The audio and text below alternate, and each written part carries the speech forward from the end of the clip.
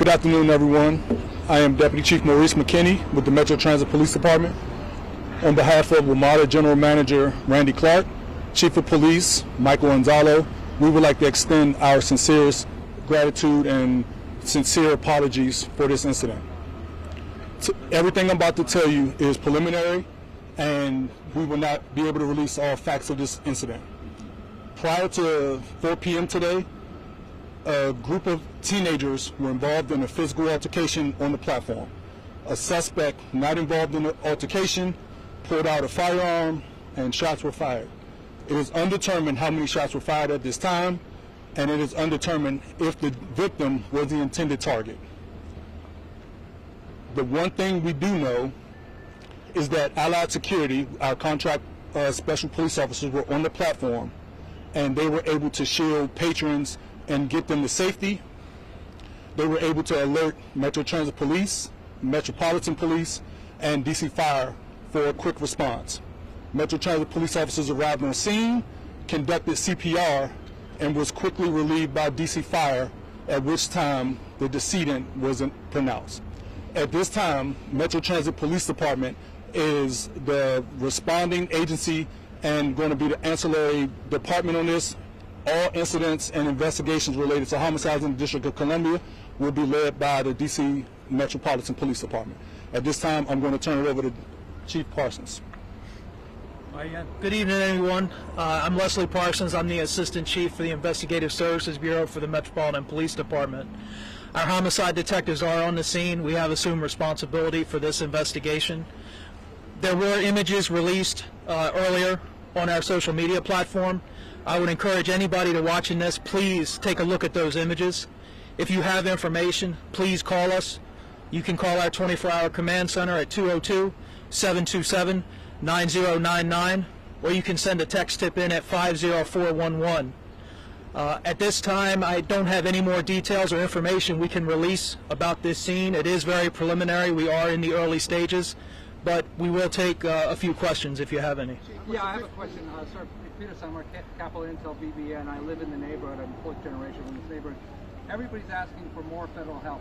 Why can we have the FBI and the ATF come inside this investigation, since this is a multi-state location?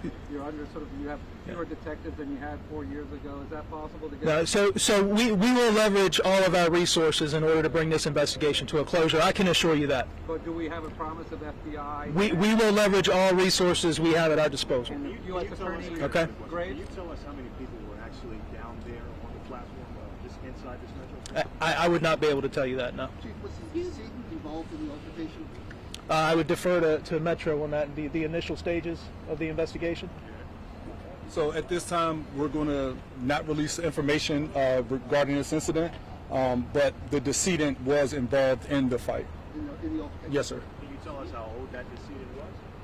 No, at this time we have not positively identified, but does appear to be a teenager. And did you say the suspect was not related, not part of this group that got into this altercation before the shooting? Is that correct?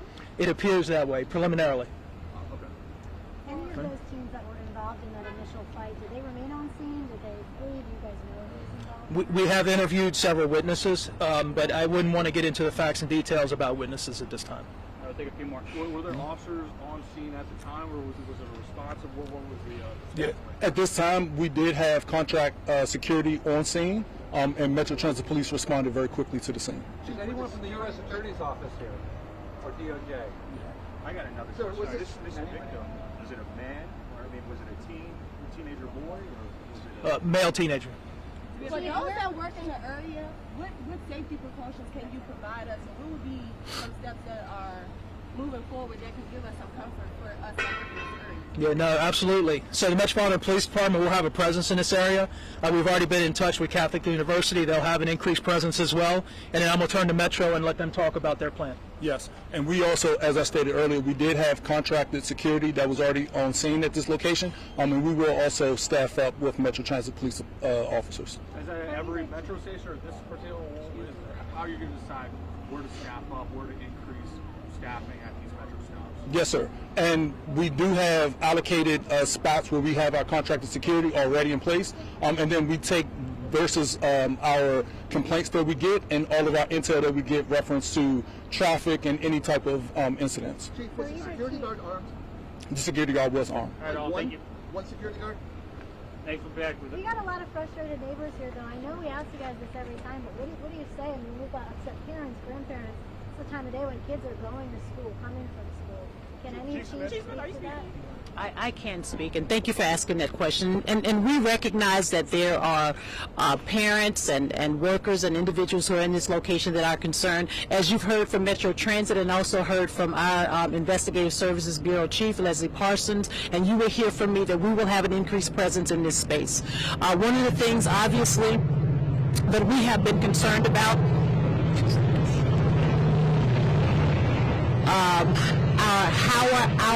how our young people engaged in conflict resolution, and we are working very closely with our schools. We're working very closely, as we stated earlier, with our federal and local partners to ensure that we can provide some support to our young people. One of the things that we will ask you to do tonight is that if there's anyone who has any information specifically related to this case, we ask that you share that with us. It is important to us to understand that we have young people that are good young people, and then we have those of them that create this kind of activity, and we want to bring these folks to justice. That is our job, that is our responsibility. I would also like to say to the family, the Metropolitan Police Department, we extend our condolences to the family on such a tragic incident. We certainly do not want this to be the pattern of behavior for our young people. So anyone who has any information specifically related to this incident, we ask that you would please share that information with us. Okay? We love our young people. We all love our young people. But you know what? The young people that will pull out a gun and take another young person's life needs to be locked up and kept locked up. That's the problem. Okay? That is the problem.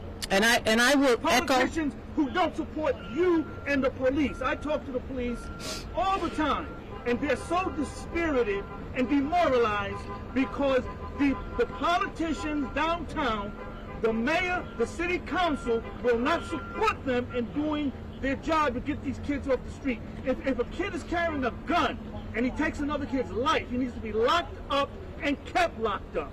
That's the problem. Well, thank you it's for... not a conflict resolution thing. You've got killers that need to be locked up.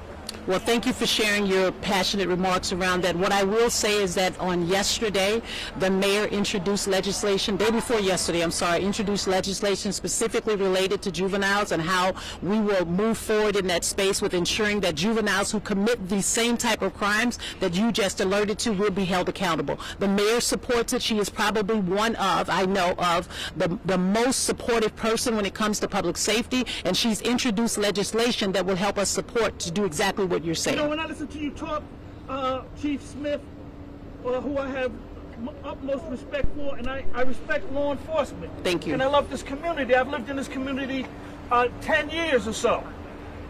Is that when I hear you speak, you sound like you're more concerned, and you also, Mr. Parker, you sound like you're more concerned about criminals than law-abiding people that live in this community. There's an 80-year-old woman last year in the 10th Street block. Every other car, it seemed, was carjacked in that block, and most of these people are African American. So it's not a race issue. If these kids are engaged in criminal activity and you lock them up, you got to keep them locked up. Period. Well, thank you for sharing that. Stop making everything a race issue. It is not. Well, thank you for sharing that. Again, I will say that we have a lot of passion, especially for our young people and people in general. But what I will say is that I think our officers are doing a phenomenal job when it comes to arresting individuals who commit these types of crimes. We've seen a significant decrease in our carjackings as of this point, specifically with our young people and our juveniles. And our job and my responsibility as the Chief of Police is to ensure that when criminal activity happens, that our officers do exactly what they've been doing up to this point, and that is apprehending those individuals very quickly and getting them off the street. I have no further questions to be answered. Thank you so much.